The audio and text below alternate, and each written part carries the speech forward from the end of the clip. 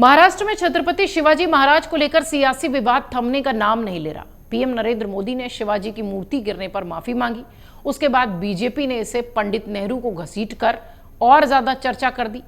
फडणवीस ने इस पूरे मामले में नेहरू पर आरोप लगाया कि उन्होंने डिस्कवरी ऑफ इंडिया में शिवाजी का अपमान किया था। उधर कांग्रेस ने फडणवीस से पूछा कि उन्हें किस पैराग्राफ पर आपत्ति है। अब अगर देखा जाए तो इस पूरे विवाद में, बयान में अब यह मामला तूल पकड़ता दिख रहा है, आरोप प्रत्यारोप की सियासत की ओर बढ़ता हुआ दिख रहा है।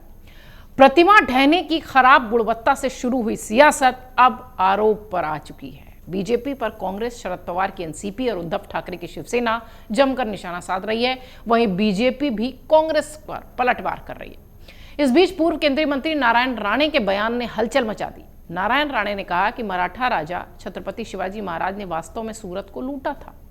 मुंबई में बीजेपी मुख्यालय में मीडिया को संबोधित करते हुए नारायण राणे ने कहा कि मैं इतिहासकार नहीं हूं, लेकिन इतिहासकार बाबा साहब पुंडेरकर से जो मैंने कुछ पढ़ा, सीखा, सुना, उसमें शिवाजी महाराज ने सूरत को लूटा था।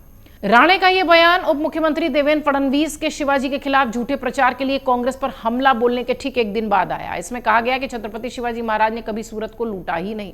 फडणवीस ने कहा था कि प्रधानमंत्री जवाहरलाल नेहरू ने योद्धा राजा को सूरत को लूटने वाले के रूप में पेश करने के लिए अपनी पुस्तक डिस्कवरी ऑफ इंडिया में शिवाजी महाराज को गलत तरीके से पेश किया था।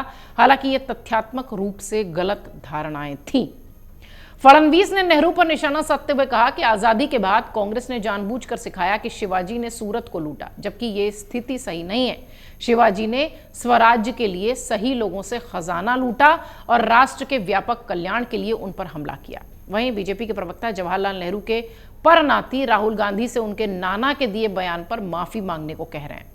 सिंधुदुर्ग जिले के मालवन में छत्रपति शिवाजी की प्रतिमा गिरने के बाद सत्तारूढ़ और विपक्षी पक्ष एक दूसरे पर जमकर तथ्यों को तोड़ मरोड़ कर पेश करने का आरोप लगा रहे हैं। आपको बता दें कि इतिहास की पुस्तकों में उल्लेख है कि शिवाजी ने 1664 और 1670 में सूरत पर 2 बार हमला किया था और लूटपाट की थी, जो उस समय आर्थिक रूप से समृद्ध शहर हुआ करता था, मुगलों का बंदरगाह हुआ करता था। अब मीडिया से बातचीत के दौरान नारायण राणे ने कह दिया कि विपक्ष चुनावों को और ध्यान रखते हुए शिवाजी की प्रतिमा गिराने का मुद्दा जो है उसका पॉलिटिकली इस्तेमाल कर रही है, उसका राजनीतिकरण कर रही है, उस पर सियासत कर रही है। शरद पवार जैसे वरिष्ठ नेता को सामने आकर शांति की अपील करनी चाहिए थी, लेकिन यह स्पष्ट है कि विपक्ष इस घटना का इस्तेमाल माहौल खराब करने के लिए कर रहा है। ये बीजेपी की तरफ से कहा जा रहा है। अब जिस तरह से चुनाव से पहले महाराष्ट्र में शिवाजी को लेकर बहस छिड़ी है, उससे ये जरूर कहा जा सकता है कि ये मामला अभी थमने वाला नहीं है। इस पर दोनों तरफ से सियासी पलटवार का दौर फिलहाल जारी है और चुनाव के दौरान इस पूरे मामले को तूल पकड़ाया जा रहा है, या यूं कहें कि हाथों हाथ इस मुद्दे को उठाया जा रहा है।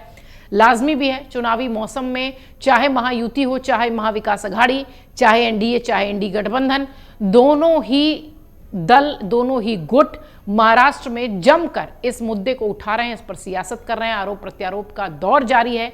देखना यह है कि चुनाव से पहले ये मुद्दा कब शांत हो पाता है। और दूसरी सबसे बड़ी बात कि जो इस तरह के बयान अब आने लगे, इसमें नेहरू को घसीटा जाने लगा, इसमें पुस्तकों का जिक्र होने लगा, इसमें पुणे की लूट की बात होने लगी, अब ये मामला कब जाकर शांत होता है, ये देखने वाली बात होगी।